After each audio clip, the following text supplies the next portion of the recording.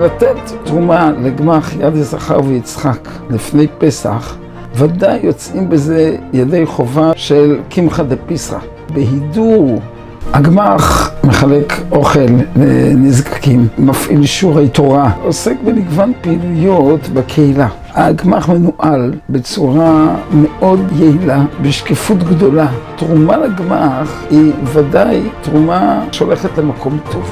אני גם מכיר באופן אישי את חברי הגמ"ח. כולם עוסקים בצורכי ציבור באמונה, עושים את מלאכתם נאמנה, משתדלים מאוד לטובת הנזקקים, בודקים את האנשים שמקבלים את סלי המזון, עד כמה הם באמת נזקקים, כדי שהתרומה והמתן הצדקה יהיו במקומות נכונים, יבורכו כל התורמים, יבורכו כל המעשים והעושים, ונבורך כולנו בשלום אמת, ונזכה לאכול מן הזבחים ומן הפסחים עוד בפסח הזה.